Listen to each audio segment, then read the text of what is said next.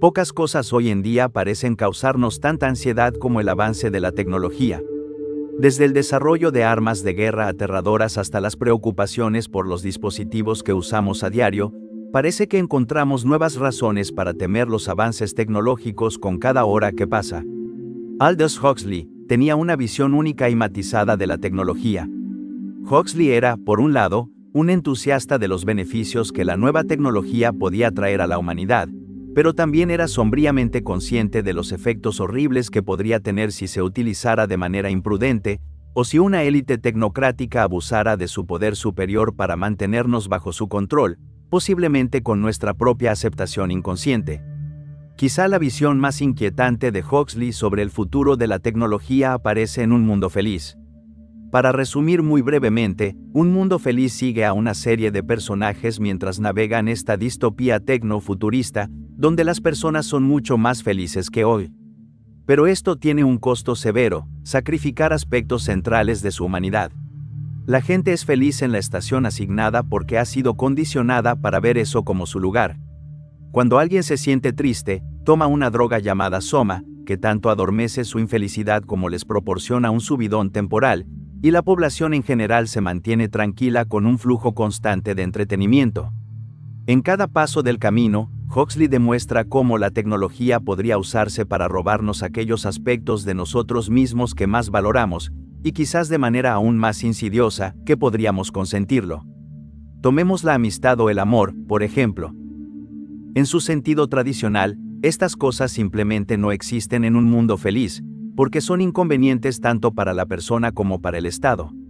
Las personas realmente no se necesitan unas a otras, porque no sienten soledad ni angustia gracias a las sustancias que toman y al condicionamiento que han recibido.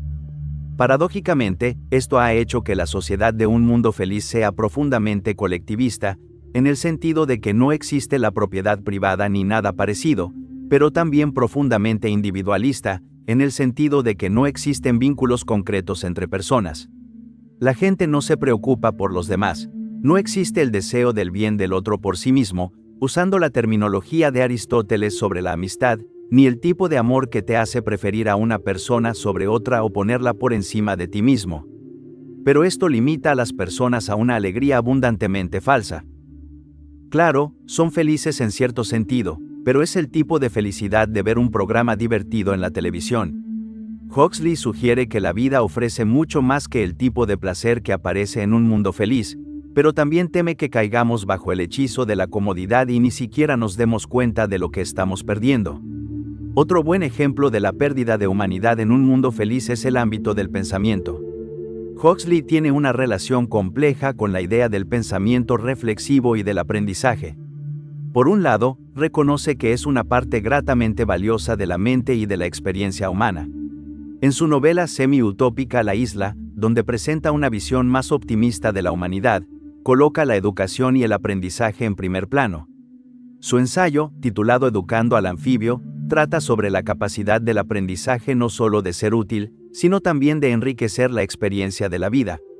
En él argumenta que la educación debería ir más allá de los libros de texto y hechos para aprender a valorar el mundo en todos los sentidos. Para Huxley, aprender y pensar no se trata solo de la utilidad práctica, sino de un cultivo integral de mente, cuerpo y espíritu. Sin embargo, Huxley también reconoce una verdad bastante desagradable sobre el aprendizaje.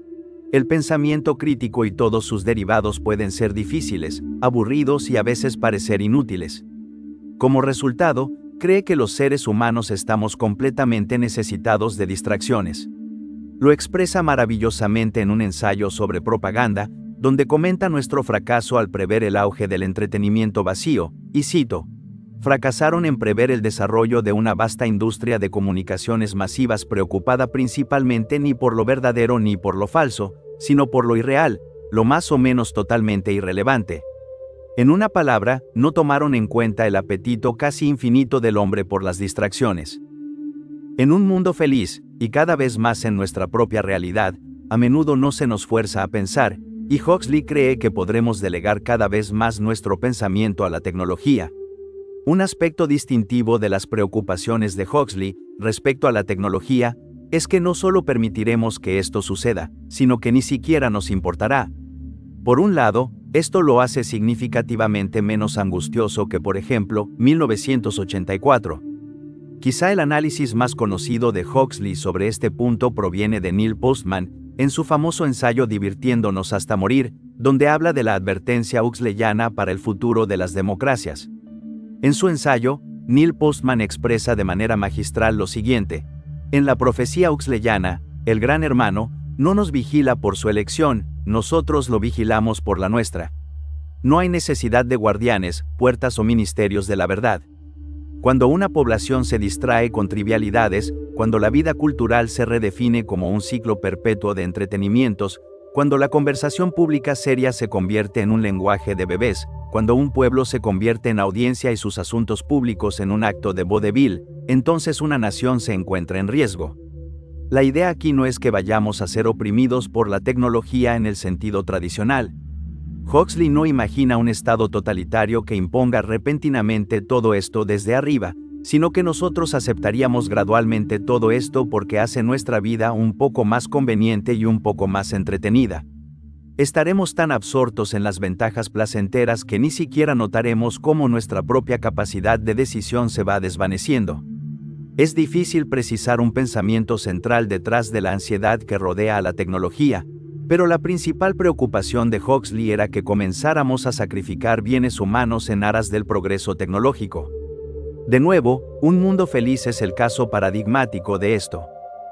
En la obra, la tecnología se utiliza principalmente como medio para controlar a la población y someterla a los caprichos de unos pocos controladores que casi ven a las personas mismas como tecnología, es decir, como un medio para el fin de un progreso mayor. Si la diferencia entre el uso de la tecnología en Un mundo feliz y en la isla pudiera resumirse en una sola frase, probablemente sería esta: en la isla, la tecnología existe para servir al ser humano, mientras que, en Un mundo feliz, las personas son vistas meramente como otro recurso tecnológico que el Estado puede usar. Mientras los controladores como Mustafa Mond están convencidos de que trabajan en nombre de la ciudadanía, en realidad solo los ven como recursos para explotar. Solo que no los explotan para su propio beneficio, sino para el del Estado. Esto coloca a los humanos en el mismo plano moral que cualquier otro recurso natural. Esto también se extiende a lo que podríamos llamar tecnología psicológica, es decir, el progreso científico en comprender cómo pensamos, actuamos y sentimos. No solemos hablar de esto como tecnología, pero algunos de nuestros avances tecnológicos más visibles dependen de este conocimiento psicológico subyacente.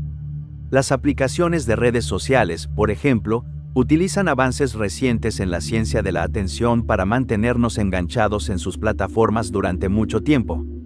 Comprender cómo funcionan el miedo, la ambición y el deseo ha contribuido a crear enormes avances en la publicidad, lo que a su vez impulsa más progreso tecnológico.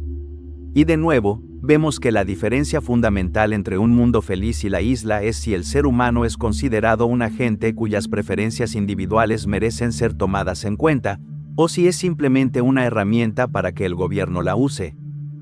En Un mundo feliz, una mezcla de hipnosis futurista y la droga Soma se utiliza para impedir que la población considere siquiera lo que desearía y para asegurar que permanezcan totalmente alineados con la voluntad de los controladores del mundo. En contraste, en la isla, los desarrollos psicológicos de la sociedad no se usan para coaccionar la voluntad de los ciudadanos en una dirección fija, sino principalmente para facilitar su propio pensamiento. Esto también refleja una preocupación más general que Huxley tenía sobre las diferentes maneras en que la tecnología podría alterar las dinámicas de poder en la sociedad. La tecnología avanzada puede usarse para controlar a los demás, y en su forma más extrema, la tecnología psicológica puede usarse para controlar nuestras mentes y alterar nuestra propia voluntad. Quiero profundizar en este punto sobre el poder, porque Huxley se preocupa gravemente por cómo la tecnología puede llevar a una estratificación gradual de la sociedad, donde cada uno de nosotros es mantenido en su lugar por la mano todopoderosa de la superioridad tecnológica. Cuando se inventó la bomba atómica, el mundo cambió de manera permanente. De repente, había una forma completamente nueva de devastar ciudades enteras, y se trazó una línea divisoria entre las naciones que tenían una bomba atómica y las que no. Desde ese momento, para ser un actor importante en el escenario militar, tenías que poseer una de estas armas aterradoras. De inmediato, hubo una distinción clara entre las naciones nucleares y las no nucleares, y se podía estar bastante seguro de que una nación no nuclear nunca tendría poder sobre una nuclear. Esto refleja una propensión general en ciertos avances tecnológicos. Pueden empezar a crear enormes disparidades de poder entre quienes tienen la tecnología y quienes no. Cabe destacar que, a veces, este control es algo muy positivo. No estoy convencido de que sería útil democratizar el uso de drones militares o de armas nucleares. Pero, al mismo tiempo, Huxley está profundamente preocupado por cómo unas pocas personas con acceso a tecnología extraordinaria podrían mantener a una gran masa de personas sin ella bajo control. En un mundo feliz, este uso de la tecnología se manifiesta en la total despolitización de los ciudadanos. Como dijimos anteriormente, el mundo está gobernado por controladores que se aseguran de que la población se mantenga feliz y localizada. Si alguien está miserable o descontento, se le da un soma. Si alguien no encaja con su rol encomendado, se le corrige mediante algún tipo de intervención médica o se le envía a vivir en el exilio con otros que se niegan a cooperar. La tecnología se emplea para evitar la coordinación de las personas por medios tradicionales.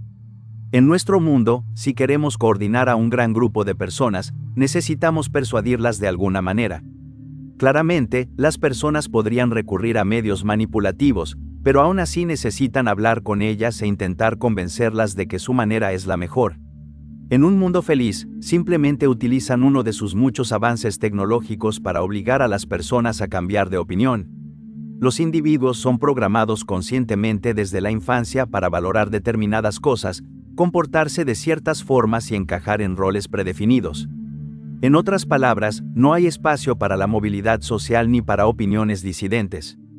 La sociedad está dividida en diferentes estratos, con los controladores del mundo en la cima y cada herramienta del arsenal del Estado se utiliza para impedir cualquier cambio. Esto equivale, en efecto, a la muerte total del ámbito público. El ámbito público es un concepto en la filosofía de Hannah Arendt. Este concepto esencialmente se refiere a nuestras interacciones con otros como seres libres en igualdad de condiciones.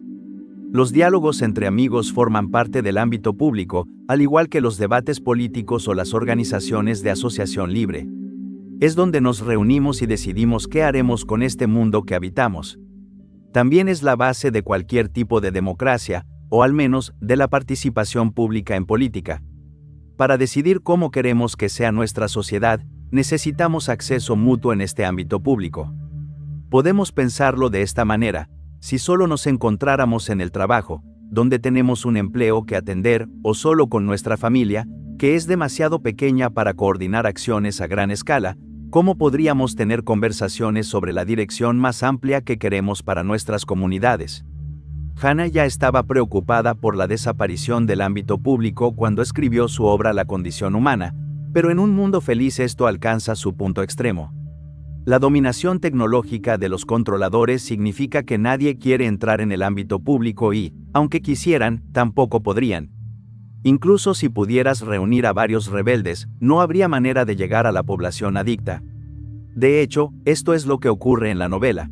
Nuestro grupo de protagonistas no logra nada, en su débil intento de tener un punto de vista diferente al del Estado. No existe ámbito público ni privado, solo existe el ámbito del Estado, que utiliza su tecnología para dominar con facilidad los demás ámbitos. Huxley se preocupa de que el progreso tecnológico pueda distorsionar el ámbito público y hacer que la persona promedio sea totalmente incapaz de involucrarse en su sistema político. Huxley también cree que un uso adecuado de la tecnología educativa podría proteger el ámbito público. Esto es especialmente importante porque, con avances tecnológicos suficientes, se vuelve casi imposible trabajar contra un gobierno tiránico. Como en 1984 de Orwell, la tecnología puede crear vigilancia total y la monopolización extrema del poder en manos de una pequeña minoría. A menos que haya una resistencia total y espontánea por parte de todos los demás, básicamente nada podría derrocar al Gran Hermano o a los controladores del mundo. El final de La isla, la obra de Huxley que mencionamos anteriormente, revela una parte melancólica de la visión de su autor sobre el futuro. El impulso de desarrollarse a toda costa no puede detenerse. La isla comienza a abrir sus puertas a la industria sin restricciones, y parece que también caerá en la narrativa dominante de la tecnología por sí misma. Independientemente de los efectos que esto pueda tener sobre los habitantes, el nuevo monarca constitucional empieza a vender los derechos para explotar los recursos naturales de la nación mucho más rápido que el gobierno anterior, y finalmente son invadidos por un régimen dictatorial vecino, invitado por ese monarca.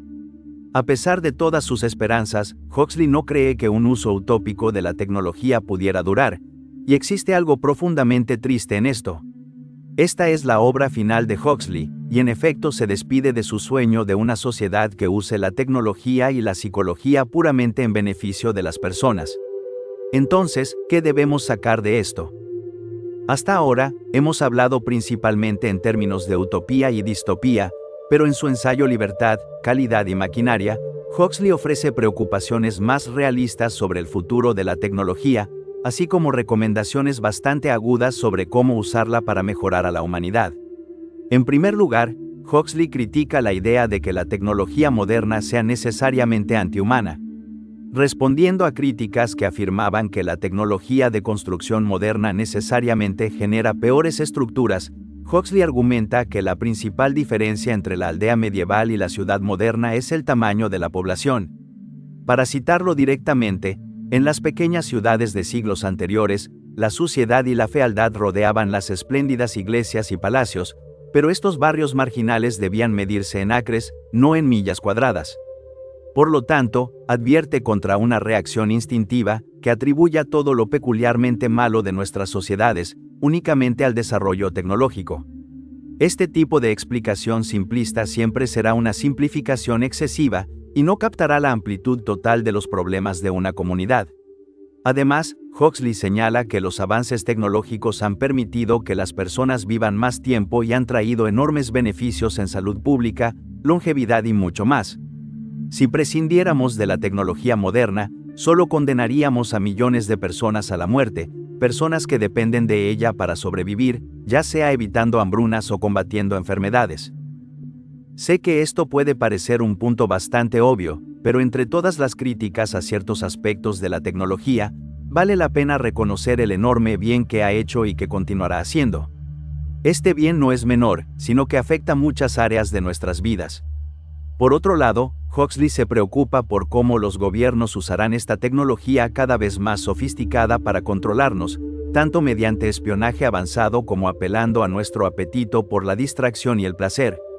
Basta decir que Huxley no cree que esto sea una preocupación lejana relegada a 500 años en el futuro, como ocurre en un mundo feliz. Es algo de lo que debemos ser conscientes ahora.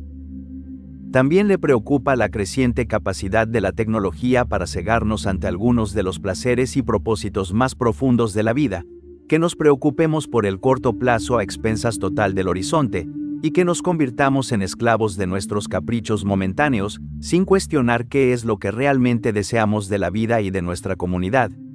En cierto modo, las preocupaciones de Huxley sobre la tecnología moderna son muy similares a las que ya tenemos sobre una de las primeras grandes creaciones humanas, el descubrimiento del fuego.